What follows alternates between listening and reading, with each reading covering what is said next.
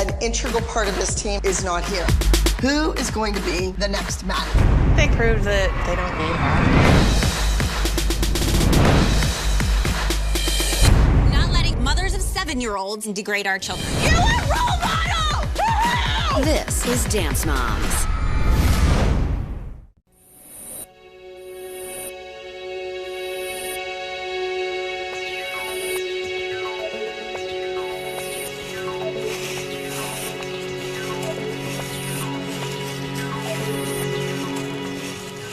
The murder, we believe, occurred right inside the lighted window in the laundry room downstairs. The piece of pipe marks the location of where the well was. And the day that we excavated the well, actually it was just as you see it here. There was no well that was visible. The well had been covered in the middle, completely covered in the middle 90s. Connie Quedens, again, very resourceful. She knew what she needed to do. She engineered her a plan. She got the body to the well. In July 2003. I was shocked. So shocked that he asked hotel security for a copy of the surveillance photo. Right there is Fred going in the elevator. But District Attorney Pete Skandalakis says he will prove Fred couldn't have been in L.A. since he was at the bottom of Quedens' well. She lured him in there and she killed him. And she did it, he says, out of greed. What this case boils down to is a woman who is not going to give up her land, is going to do anything she can to prevent her ex-lover from getting her land. That's the motive. That's the motive. Connie's attorney, Skin Edge. Could she possibly be so cold-blooded as to basically execute her ex-lover and throw him in a well? Exactly. I mean, that's the question. Is she the type that would do that? We think no. The prosecution's first job at trial is to nail down the victim's real identity, because DNA tests can't identify the bones positively as Fred's. Since 1987, have you heard from your father? No. Fred's son, Tim, takes the stand. What type of person was your father? He was well liked, easygoing. I guess everybody liked him. You know. Describe his temperament for the jury. I mean, it took a lot for Daddy to lose his temper. I mean, he was, like I said, he was easygoing. And Tim gives details that might help identify his father. Can you tell us, were you familiar if your dad wore dentures or not? He did have dentures. Tell us what type of things your father would carry in his pockets. Chapstick everywhere he went. Call your next witness, please. That calls Clay Bryant. Clay Bryant recalls the discovery at Connie's well. Agent Hunt called and he said, "We found human remains." It's something the prosecutor apparently thinks jurors should see for themselves. Your Honor, the state's about to introduce an exhibit that is the contents of the well, which includes the remains of Fred Wilkerson. And in fact, over defense objections, We object to them being brought into the courtroom. Objections overruled. Clay wheels in what he believes is none other than Fred Wilkerson. Have you ever been associated with a case where the remains of the victim were brought into the courtroom? In my 20 years as a prosecutor, this is the first time I've done that. That was pretty amazing. Well, we thought that the jurors should see it, and we thought we could explain that this was Mr. Wilkerson in the grave. Forensic anthropologist and war crimes expert Dr. Jay Snow begins by describing the physical evidence he found. This is a pretty good male. We have fairly strong brow ridges coming across. And the DA makes the connection to Tim's earlier testimony. Doctor, one of the things that the family had told us is that Mr. Wilkerson wore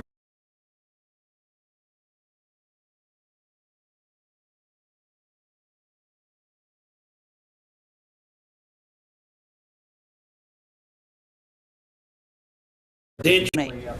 Doctor, one of the things that the family had told us is that Mr. Wilkerson wore dentures. Did you find dentures when you were excavating the well site? I did. These are the dentures for the mandible, the jaw, and it fits quite nicely on the jaw. Did you find any chapstick when you were excavating? I did. This is found in the pants pocket. Doctor, where are the pants? Do you have the pants there? Pants are right here. Would you please hold those up? When the body was found, were the skeletal remains still inside those pants, or They were. Okay. And he says The cause of death is obvious. We have an oblong defect in the top of the skull, and I've seen these many, many times over in Bosnia. Primarily, they're victims of an execution.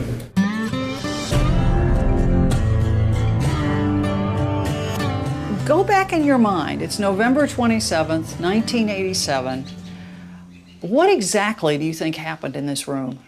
Ms. Quedens made the statement that she was cutting off closet rods, and the area behind me back here, you can see up on the wall up here. This wall was lined with closet rods. He's down. Prosecutors have one big problem. If Connie Quedens, in fact, murdered Fred down here in the laundry room, as they insist she did, then how did she, a small woman, manage to move him the entire length of a football field, 140 yards, all the way over to here, the site of the old well?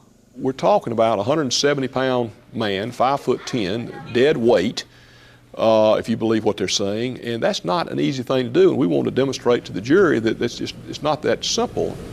The defense's demonstration comes at the expense of Chief Investigator Willis Grizzard. Mr. Grizzard, this is a dummy we put together.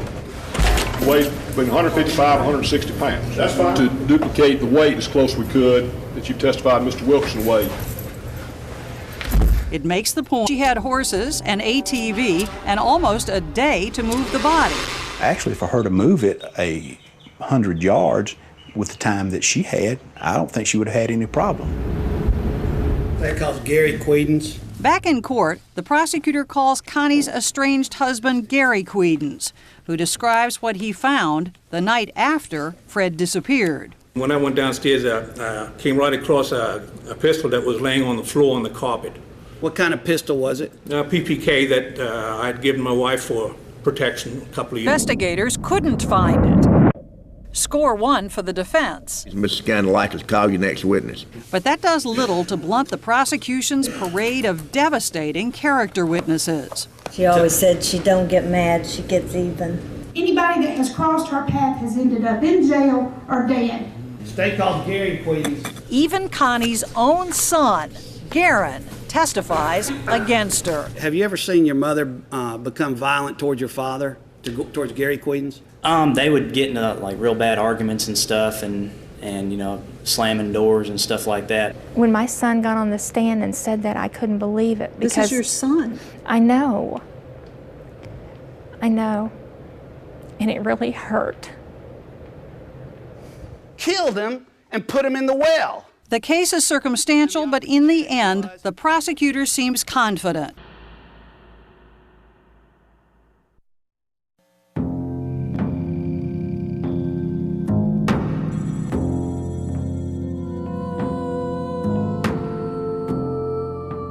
Just 5 minutes before they were alive.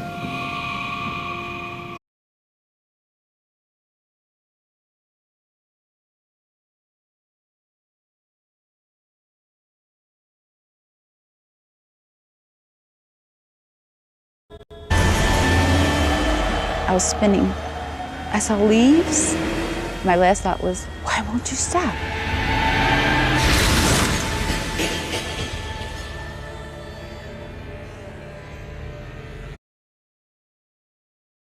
This is Mary Hill's BMW. Investigators believe it was traveling at 73 miles per hour when it slammed into a tree. Here at the point of impact, a divot 2 feet deep. Amy was sitting here, her best friend Carrie in the middle, Zach at the far end. Mary Hill, who wasn't wearing a seatbelt, was thrown 24 feet through this side window. I woke up, I thought I was on fire. The heat was immense. It was just the most horrible experience I could ever imagine.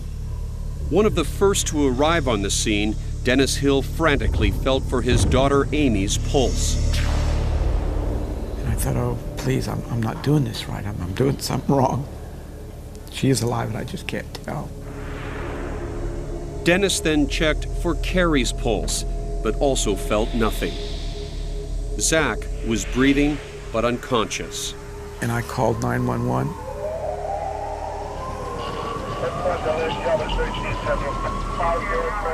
It was so surreal.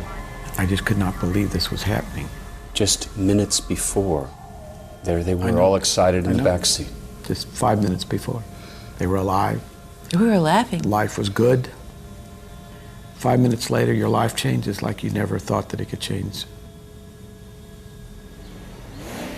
This 48 hours animation shows how police believe the accident happened.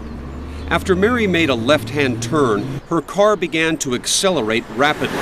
As it started to drift into the oncoming traffic lane, it fishtailed and began a sideways slide. Police estimated the car was traveling 73 miles an hour when it left the road. After it hit the tree, the car traveled 15 feet to its resting spot on the other side of the